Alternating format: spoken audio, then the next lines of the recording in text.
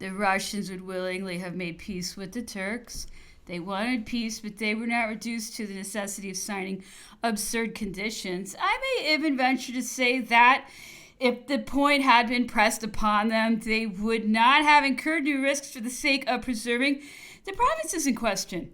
In this state of things, the Emperor Alexander sent for me to inquire whether I could take upon me to write to General Guilleminot, requesting him to use his influence to induce the Turks to listen to reason, both on the subject of peace and on the preliminary armistice which was necessary for negotiating it. I wrote in precise terms, though this was decidedly going beyond my instructions. I was anxious to remove from the mind of the Emperor of Russia every doubt of the sincerity of those sentiments, assurances of which I was continually directed to renew to him. I presented my letter to him open, and he transmitted it to General Guilleminot. It, however, produced no effect. General Guilleminot was obliged to quit Turkey without having succeeded in any of the objects of his mission, and the war continued. The Emperor Alexander's attention was much engaged with the reorganization of his army on the frontiers of Poland after the disasters of Friedland. He had ordered great levies in Russia of troops, horses, and provisions, all of which had arrived at the places where his army was posted. He set out from St. Petersburg to superintend personally the employment of these resources, and though the weather was very bad, he performed the journey with inconceivable rapidity.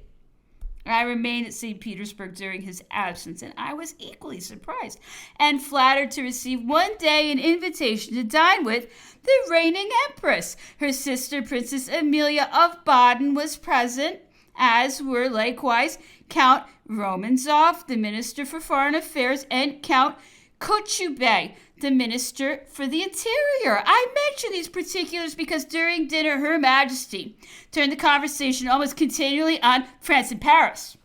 It was difficult to speak of anything relating to France with which she was not acquainted. She was familiar with our literature, and she conversed with me on the subject of our drama. She admired French tragedy and was acquainted with the merits of all our good actors. She asked me whether the Emperor liked the drama.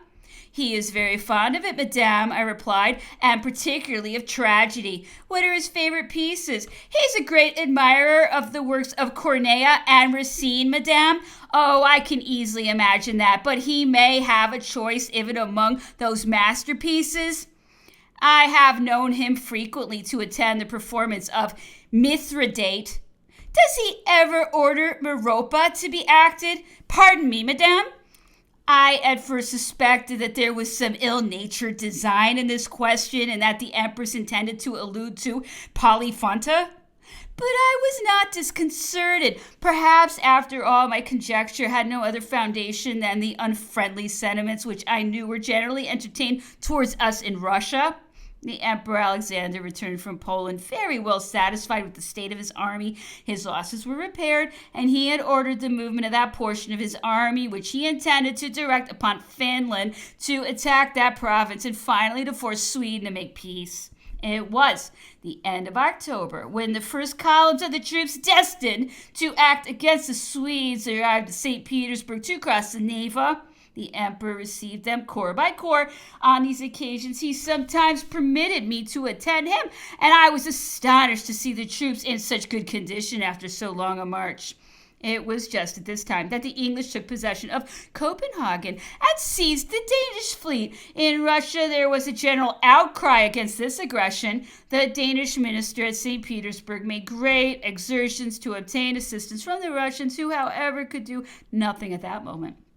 The Emperor Napoleon wrote to me from Paris on this subject. He told me that the event vexed him exceedingly, but that it was the result of the equivocal policy of Denmark, which in the preceding campaign had withdrawn all her troops from the islands to concentrate them in Holstein.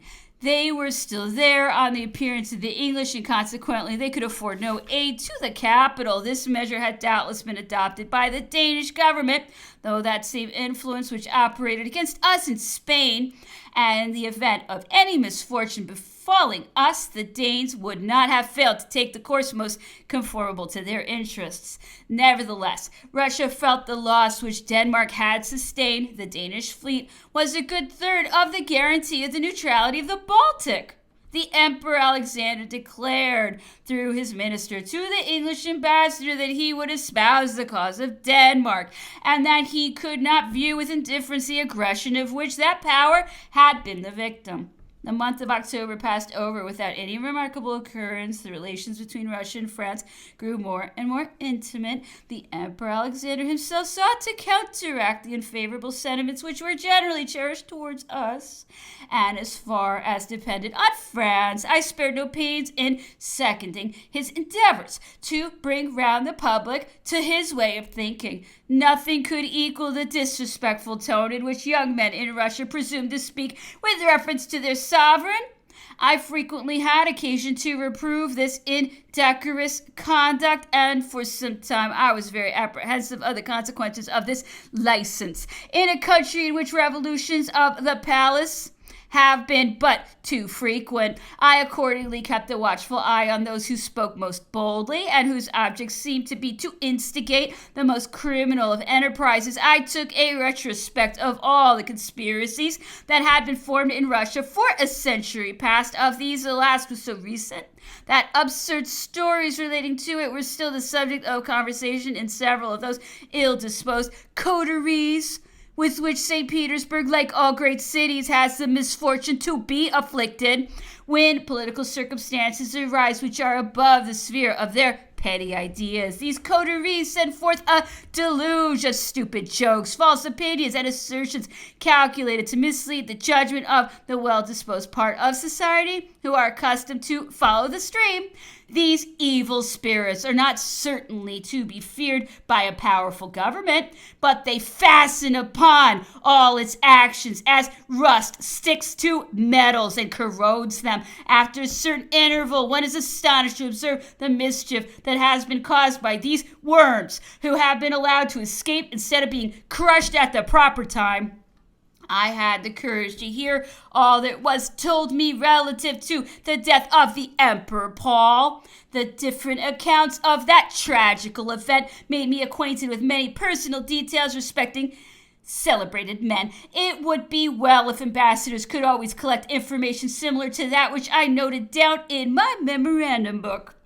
Concerning the death of the Emperor Paul, I learned the following particulars from a Russian of high rank, a friend of the unfortunate sovereign. I give the narrative as I received it. I might mention the name of my informant, who I believe is now dead, but the authority of his name would not give additional force to the truth in the eyes of his contemporary countrymen, who may read these memoirs. Chapter 13. The Emperor Paul ascended the throne late in life. While Grand Duke, he had to endure the haughty airs of all his mother's favorites, and moreover, he was often made the tool of court intrigues by persons who, wishing to turn to account their pretended zeal for Catherine, attributed to him plans of rebellion to avenge the murder of Peter III.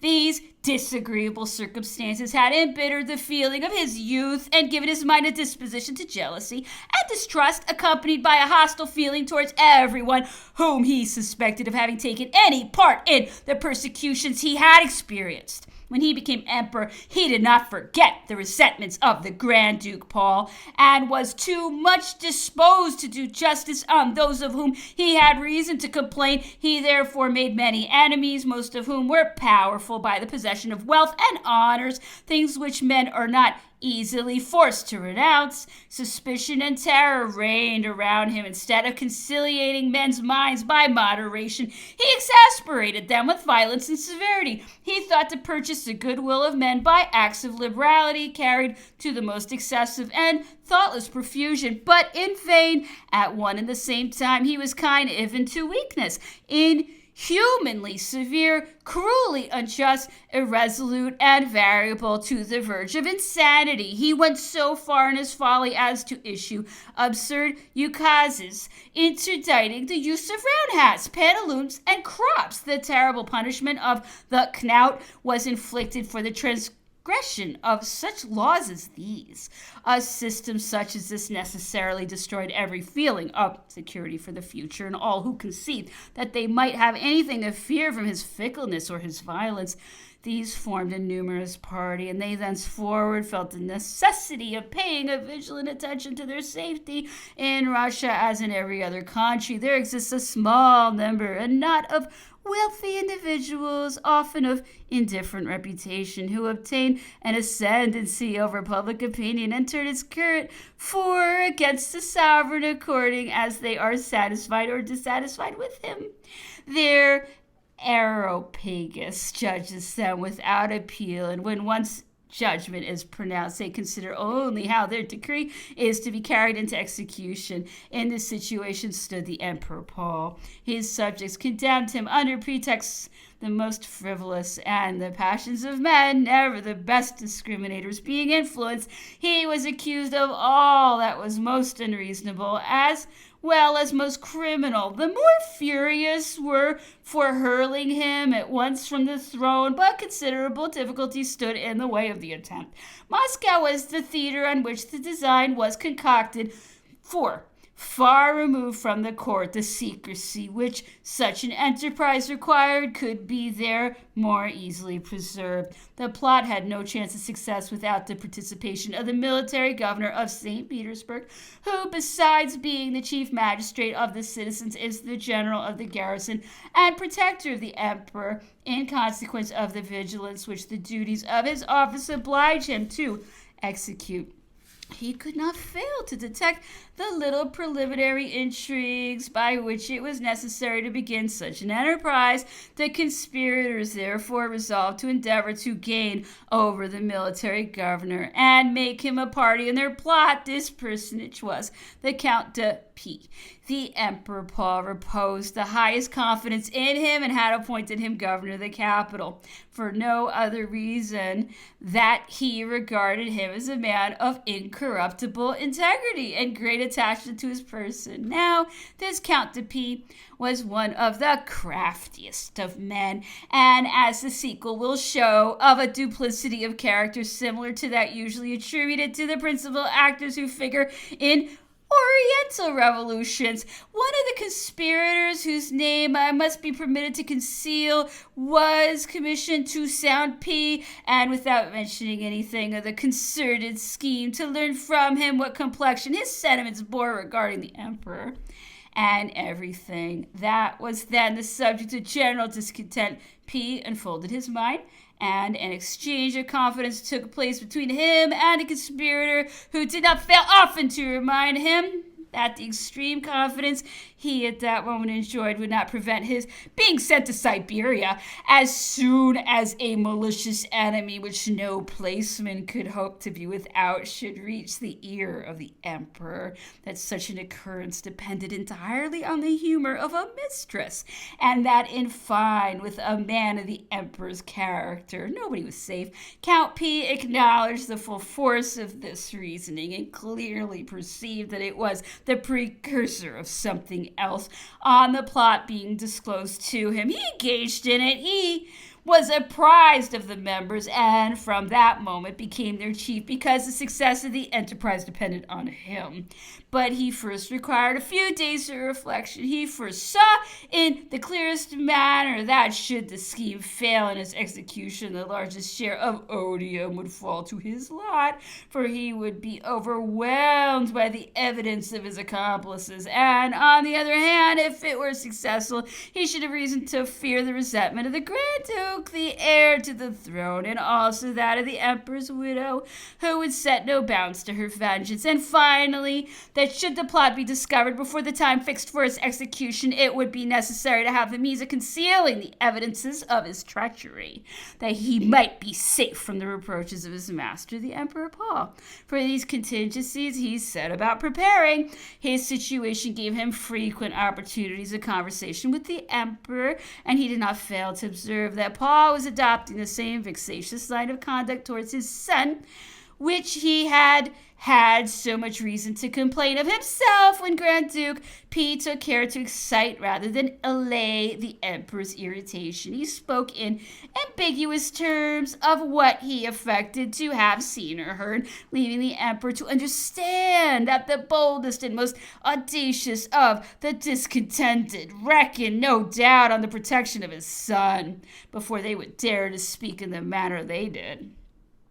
Such insinuations were not long of attaining their end. They engendered in the emperor's heart a sullen distrust of his own children, who became to such a degree the objects of his suspicion that he surrounded them with spies. This was just what P wished.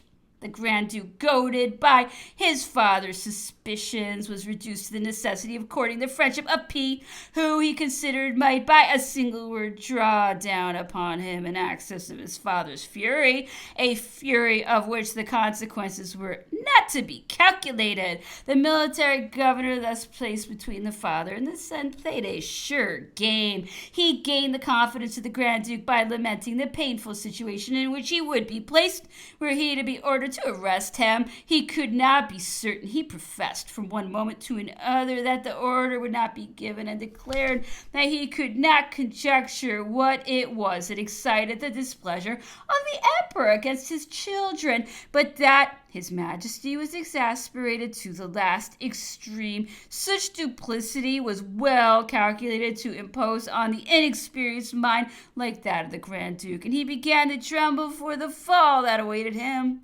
As soon as Count P had worked up the Grand Duke's mind to the state of anxiety to which he wished to bring it before he ventured to make any communication, he determined to sound him by drawing a frightful picture of the condition to which his father's profusion had reduced the finances of the empire, and of the state of humiliation in which every Russian lived, by having constantly before his eyes the dread of being torn from his family, mutilated, and driven into exile for the rest of his days. He added that the fury which dictated these measures menaced everyone equally, from the highest to the lowest, that the Grand Duke himself was in danger, and that he was now giving him a proof of his devotion and attachment to his person by warning him to be on his guard, for that he might be one of the first victims. Such an address was well calculated to disturb a mind already filled with apprehension. The Grand Duke asked how he was to shield himself from the impending storm. P replied in a way calculated to increase the uneasiness his artifices had planted in the prince's breast, and promised, as a final proof of fidelity, to give him notice of the event of his receiving any orders against him. But at the same time he took care to represent to the prince that if he adopted any course without previously informing him, such, for instance, as flying, he would thereby expose him to the resentment of the emperor, who would never forgive such an evident act of disobedience. The governor therefore required the prince to pledge his word of honor to conform to whatever he should propose if he received an order for his arrest. The Grand Duke complied, believing he had found a protector in the person of the military governor, while on the contrary the latter only made the prince the instrument of his perfidy. Having brought things to this point, P, with much address, succeeded in getting conveyed to the emperor by a circuitous route some hints of the danger which menaced him. The result of this contrivance was what he wished. The emperor sent for him, and communicating to him the information he had just received, expressed his astonishment that the governor had not discovered the treason and warned him of it. P replied that he was not ignorant of the plot, but on the contrary that he had taken measures to suppress it. He then proceeded to mention some details which calmed the emperor's apprehension and satisfied him that he beheld the emperor's apprehension and satisfied him that he beheld in the military governor a man devoted to his service. He felt perfectly secure when Count P told him he expected a list of the names of the conspirators, which was promised him that very day. Though he knew, he continued, the parties, yet dared he not arrest him, because he had reason to suspect, and he felt himself forced to make the avowal of the emperor. that His Majesty's children were no strangers to the plot. Of this, however, he did not mean to give a decided assurance, but finally he asked the Emperor what line of conduct he should, under such circumstances, adopt to prevent the Grand Duke from receiving information of the proceedings against him, and to deprive him of the means of escape. The Emperor, enchanted by the appearance of so sincere a zeal, ordered the governor not to hesitate in such a case about arresting the prince, but P replied that though his devoted loyalty knew no bounds, yet as it might happen that the order would not be executed by him, and as some unfortunate accident might occur in the case of resistance on the part of the Grand Duke, he wished that the Emperor would sign a written order so that the Grand Duke, having no ground for objecting to its authenticity, might immediately obey. The Emperor Paul thought the plan judicious and signed the order and delivered it to P. The latter carried it straight to the Grand Duke, and on showing it, observed that in spite of all he could do or say, the fatal decree had been pronounced, that there was now no time for hesitating, that he, as military governor, might perhaps delay the execution of the order he held in his hands for a day or two, but that he could not avoid ultimately executing it, and that from that moment he would be obliged to set a watch on the prince, and that of this he had come to inform him. He had, it may easily be supposed, a strong interest in shutting the prince up from all communication, lest he should enter into explanations with some person who might give him the wholesome advice of seeking an interview with his father. As soon as P saw the prince overwhelmed with despondency, he hastened to assemble the principal conspirators, and with whom he arranged everything, the day, the hour, and the officers of their acquaintance, who he engaged to contrive should that night be placed on the guard at the palace. Finally, he gave them the parole, and having settled their several destinations, returned to the Grand Duke and told him that he must hesitate no longer, that the whole of the city and garrison had declared in his favor, and it only remained for him to decide upon his own, as well as the general welfare, that there was no apprehension of any sanguinary proceeding, but that the people were determined upon transferring the power of the father into the hands of the son, if he consented to grant a free pardon to the promoters of the revolution, that otherwise he, P, could answer for nothing, for when once he had executed his father's order for his arrest, if, as was most likely, the Emperor Paul should fall a victim to the conspiracy, there was not much certainty of the Grand Duke's being called to succeed him, unless all fear were removed as to the line of conduct he was disposed to pursue towards those who might place him on the throne. An argument woven with such perfidy was too powerful for the inexperienced heart to which it was addressed, and not addressed until every other port of safety had been closed.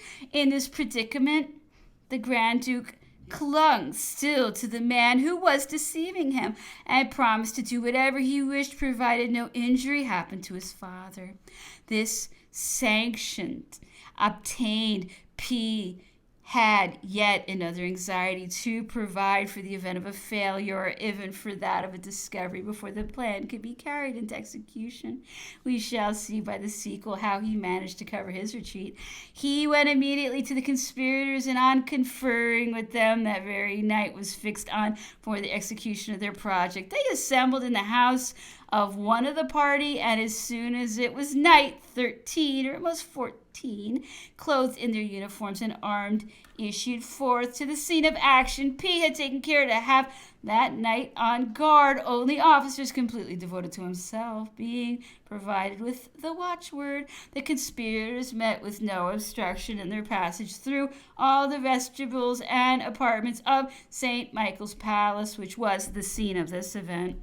They advanced from apartment to apartment until they came to the anteroom of the Emperor's bedchamber. The only guard they found there was a single Cossack reposing on a mattress. On their approach, He instantly started up and, with a piercing voice, called out, "Treason!"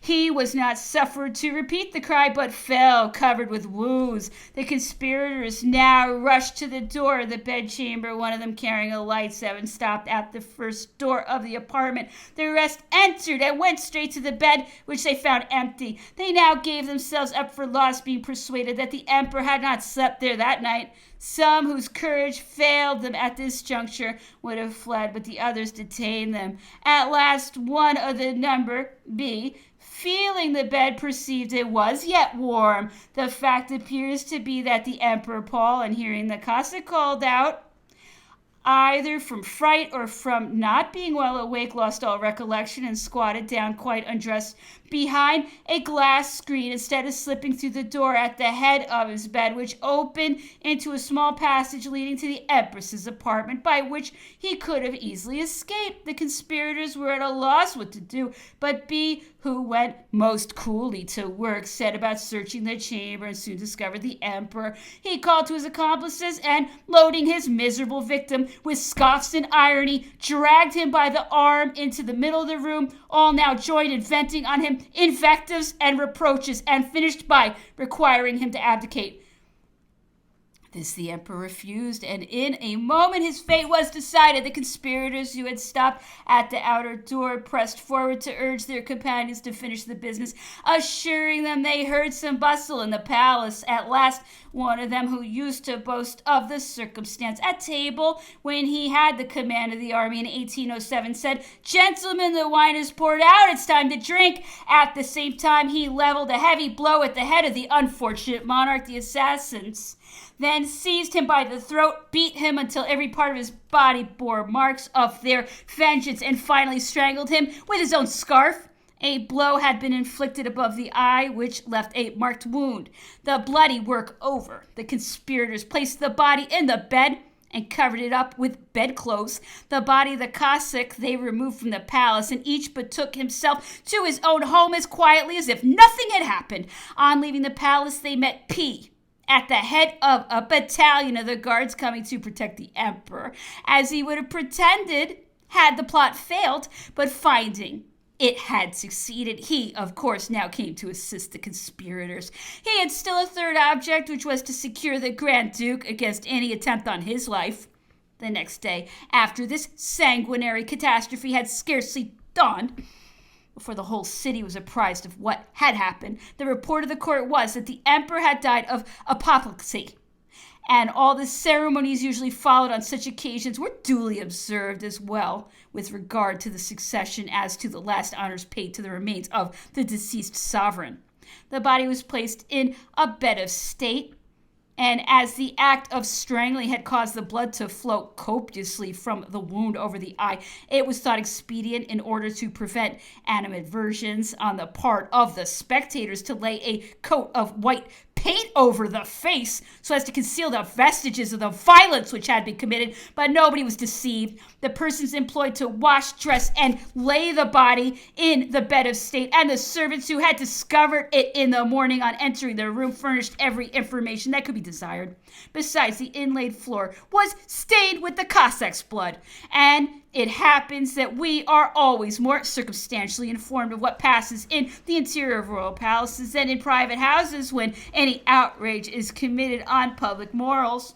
After the usual time of lying in state, the public exhibition of the body closed, and it was interred with all the pomp due to the rank of the deceased. The truth was not long of being discovered. The Grand Duke wished to sift the matter to the bottom, and the Empress Dowager would listen to no compromise. If the sword of justice did not immediately fall on the heads of all who were implicated in the crime, it was probably only from apprehension of the troubles which the influence of the conspirators might have excited in the empire. Nevertheless, the murderers, having become objects of public indignation, were banished from the court, and nearly all of them died on their estates far from the capital.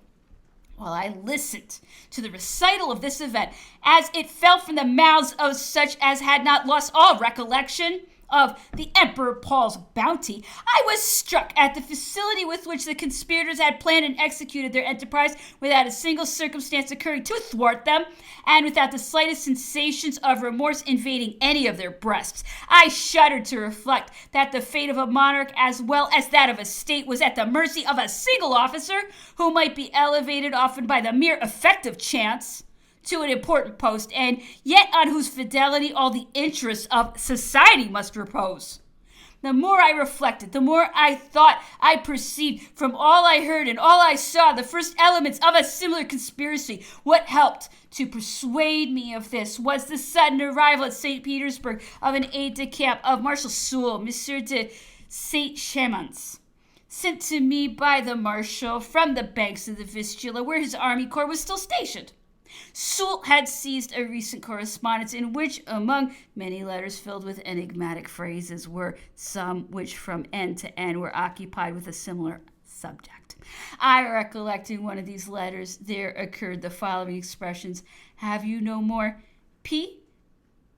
PL blank, N blank, B blank, nor V blank among you?" These letters were written from Prussia to individuals in Russia, though at first they seemed to be rather production of a heated imagination than proofs of the commencement of a criminal enterprise. I yet thought of the circumstance of too grave a nature to allow me to take upon myself the responsibility of withholding the communication from the Emperor Alexander. I considered, too, that he had most probably received information on this subject from other quarters, and besides, I thought it right to seize this opportunity, proving my gratitude for the kindnesses he had done me. I made the communication which I wished to reach the Emperor in what appeared to me the best way, by informing him of the arrival of Monsieur de Saint-Chamans. His Majesty was pleased to see in the communication only the sentiments which had prompted me to make it, and expressed to me his satisfaction on that account. I went so far as to warn him not to place too much trust on outward appearances, observing that there was great security in making it be believed that one was secure, for that assassins were generally cowards. He evinced, however, the most perfect indifference, and said to me, "I do not believe they dare," alluding to such as might have entertained the supposed idea. "I rely on the attachment of my subjects. If, however, they are determined, let them do it. I shall yield to them in no respect. But we must not believe all that is said. In this country the people talk a good deal, but they are not wicked for all that." I felt relieved from a load of anxiety when I saw the dispatches Marshal Soult had sent me in the Emperor Alexander's hands, though far from being better satisfied as to the spirit which prevailed, and of which I could myself judge. I did not venture to complain, because the Emperor did all that could be done with respect to it. Public opinion is not easily changed in a city like St. Petersburg, and patience was necessary to obtain the desired object. Violence would have spoiled everything. In the beginning of November, I had occasion to communicate to the Emperor Alexander several printed papers containing expressions of the most virulent kind against him. These were recent productions of the same descriptions as those which had long been circulated in Paris against Napoleon. He took his measures so well that he soon discovered the person who secretly hawked them about, and learned through what channel they had been introduced into Russia. He was less offended at the insult offered to himself than indignant at discovering that it was a Russian attached to his household who had given currency to the libels. He sent for him and seriously reproved him, and let him go unpunished. Chapter 14. In the beginning of November, a courier arrived from the Emperor announcing to me his departure for Italy. The same courier brought me instructions from the Minister for Foreign Affairs to claim the execution of one of the articles of the secret treaty made at Tilsit. The bearer of these instructions was Monsieur Louis de Perigord, and he also brought a letter from the Emperor Napoleon to the Emperor Alexander. On the day of his arrival at St. Petersburg, I was engaged to dine with the Emperor Alexander, and in the evening, when His Majesty drew me aside and entered into conversation with me as usual, I took the opportunity of adverting to the business that had been communicated to me. I mentioned the arrival of Monsieur Louis de Perigord, And I delivered the letter which he had brought for the emperor, and which had no reference to the contents of mine. I asked leave to introduce Monsieur Perigord next day at the parade, which was assented to. The Emperor Alexander inquired whether I had received any communication and what was the nature of it. Sire, I replied, I am directed to express to your majesty the wish that you would unite your power with ours in order to compel England to listen to us. She seems not to have accepted, or at least to have replied evasively to the overtures which have been made to her since the emperor's return to Paris. Very well, he replied. Your sovereign says not a word of this to me, but it is sufficient. I have given him my promise, and I will keep my word. See Robinsoff and come and speak to me about this tomorrow. I did not fail. I was very glad that the emperor had the night to consider of the business, and it also afforded me time to prepare answers to objections which in such a case were very likely to arise. Next day, after I had presented Monsieur de Perigord, the emperor himself was the first to speak on business. He began by telling me that it had been agreed that the two powers should unite together to make an application to England and offer her the mediation of Russia in negotiating for peace, and that he thought was the course that must be first adopted. I replied that this course had already been tried, that he knew England had declined his mediation, that no application could be made on our part because we had been in a state of hostility, that he might, if he thought fit, commence by making a proposition, though I did not see how it would advance matters, since if England had been disposed to treat, she would not have declined his mediation in so positive a way. He reflected for a moment and said, that is very true, and since such is the wish of France, I shall be happy to show my readiness in fulfilling my engagements. I will give orders to Romanzoff today, and he added, they shall be brief. 2 days after this, the note which the Russian government proposed sending to the English ambassador was submitted to my perusal. I had no observation to make upon it, and it was sent next day to the hotel of the English ambassador, who acknowledged the receipt of it and demanded his passports.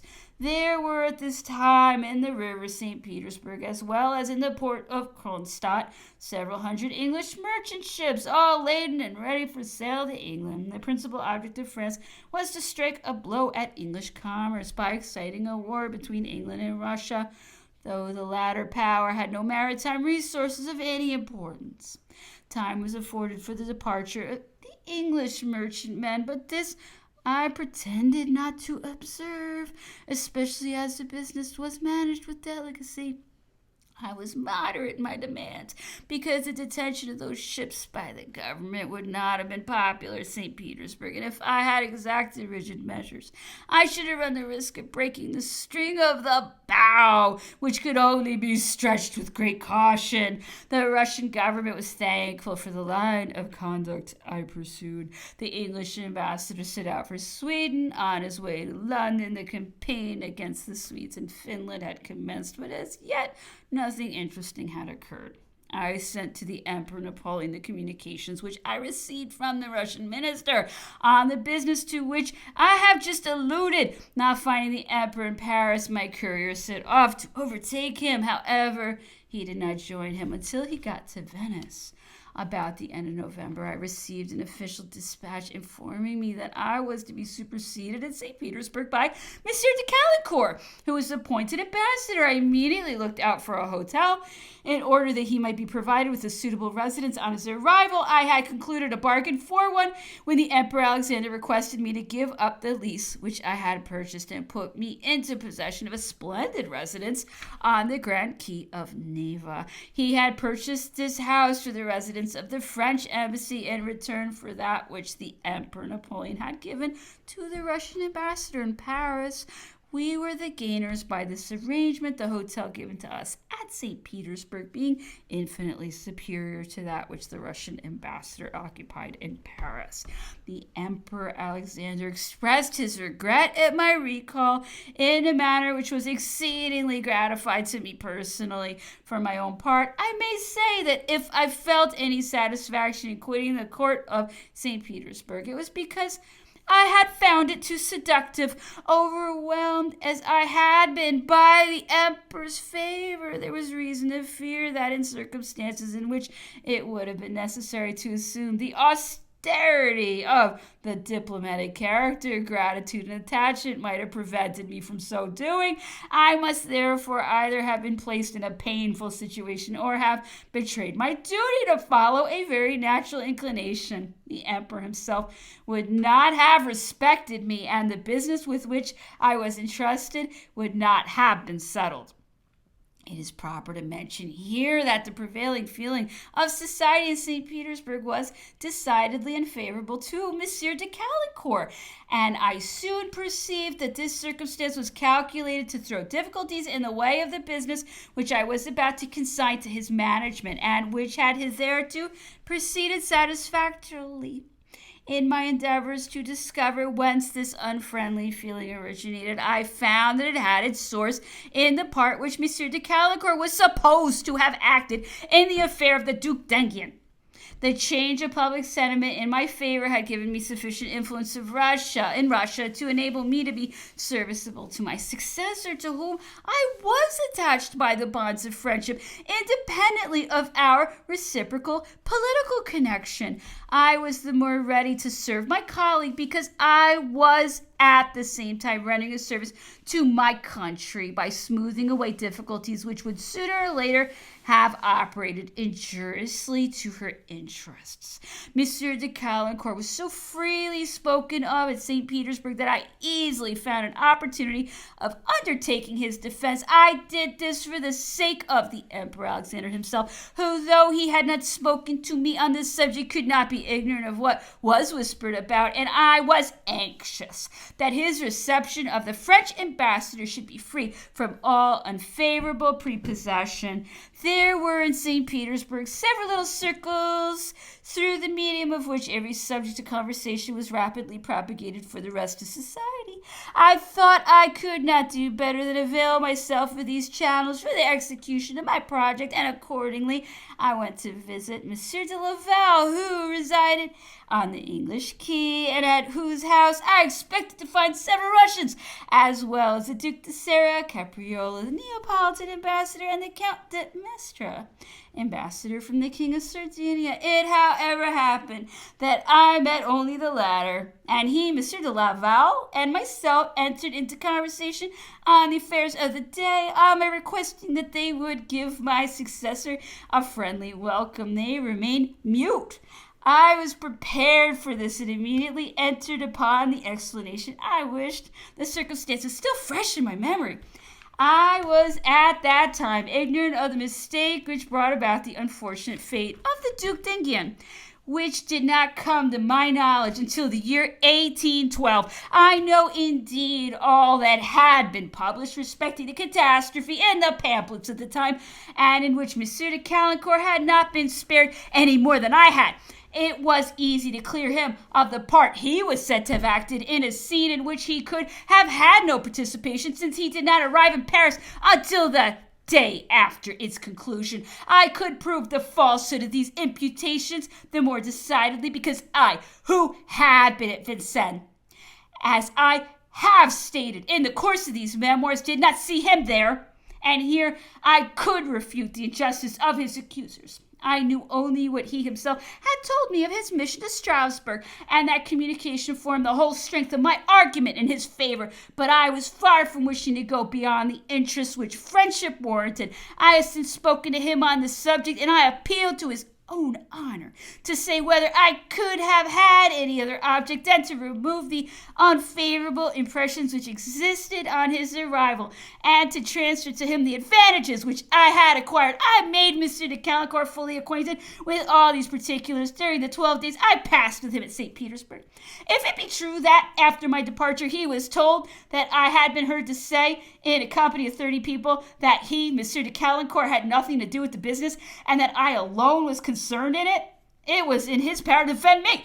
It would have been more easy to him than the same task was to me when I undertook it on his behalf, and I was entitled to expect a return of my good offices. I gave him an additional proof of my friendship in April 1813, when I arrested young Ordner, who in his indignation at the insult committed upon his father's ashes, intended to publish some documents which had fallen into his possession on his parents' decease. I ask what effect that publication would have produced on the day after the journals gave insertion to that justification of Mr. de Caulaincourt, which turned popular opinion against him when compared with the letter which he wrote to the Emperor Alexander on the subject, at the very time he was the Emperor Napoleon's minister at the court of Russia.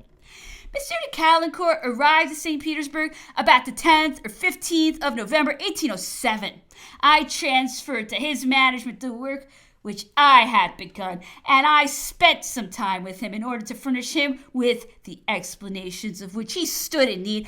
I then begged him to have my farewell audience, at which the emperor treated me in a way that might almost be called friendly. His festival day was the 25th of December, and I expressed a wish to be present at it. The emperor invited me to dinner on the following day, and having taken me into his cabinet, he afforded me an opportunity of expressing my gratitude for the many marks of favor he had conferred on me. He conversed with me for some time on the political affairs of which I had treated with him. He again expressed his regret at my departure, and, having embraced me, bade me farewell.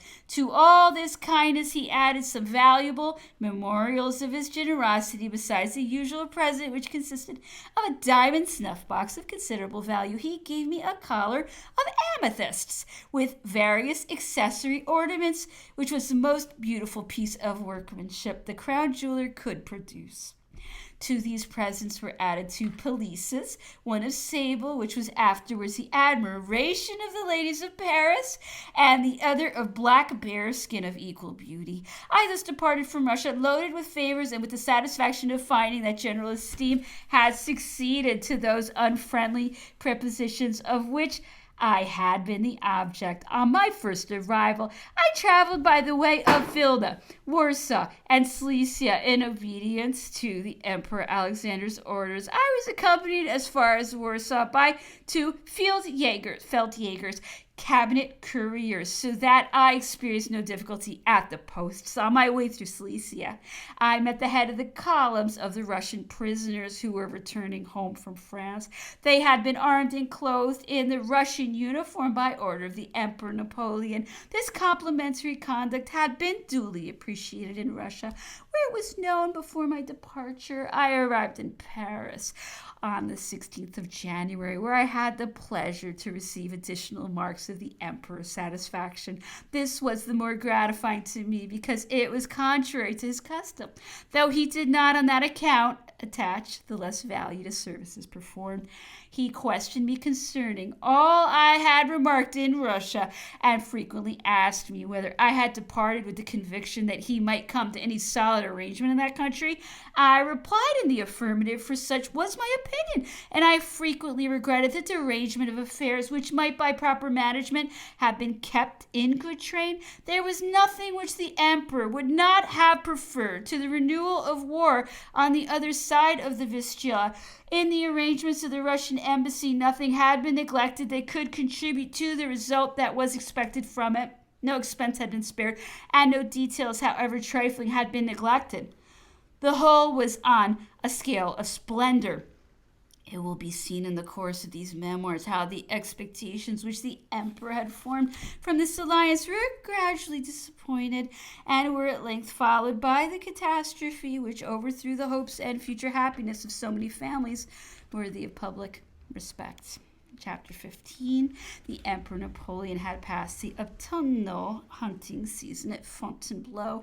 There he gave the first audience to the Russian ambassador, Count Tolstoy, brother of the Emperor Alexander's Grand Chamberlain. I will now describe what took place during the time the Count remained at Fontainebleau.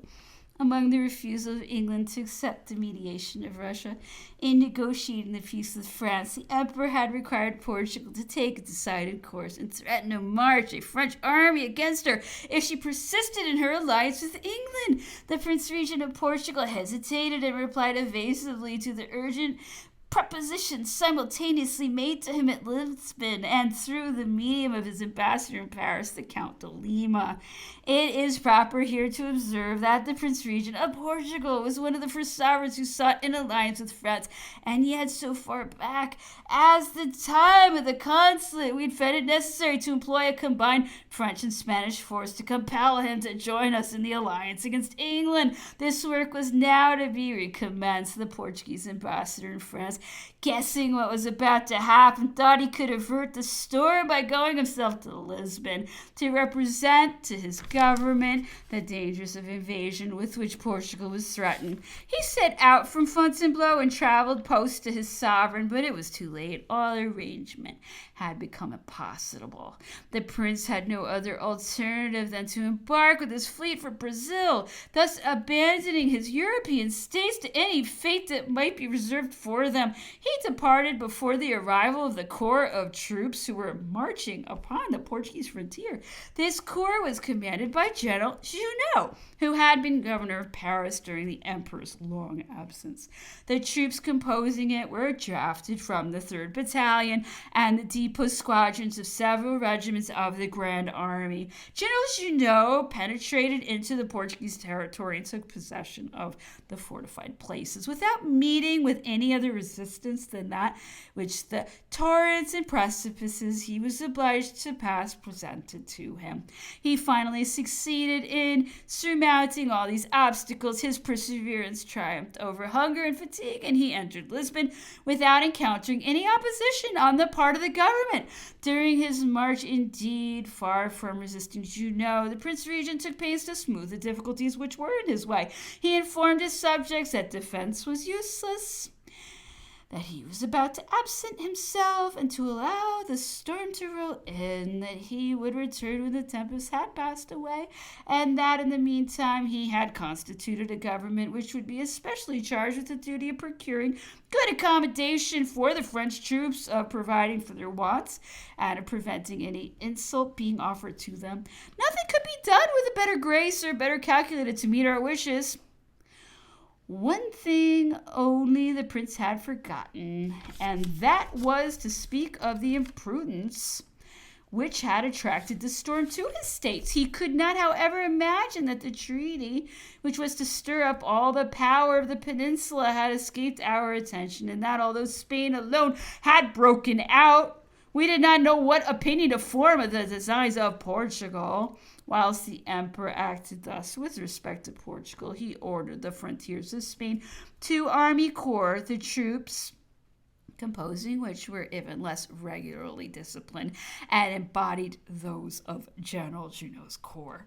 They consisted for the most part of marching battalions. This is a name given to battalions formed of detachments from different regiments which have the long journey to perform to arrive at the army which they are ordered to join. The best of these troops were men belonging to 3 different regiments, but there were some battalions, the companies of which were formed of soldiers belonging to a variety of corps, and which even had officers from corps different from those which had supplied the men. The emperor must certainly have supposed that he would not have any great operations to execute when he resolved to employ troops of this description. In short, the best portion of them were the conscripts of the southern provinces called out in 1806 when we entered Poland.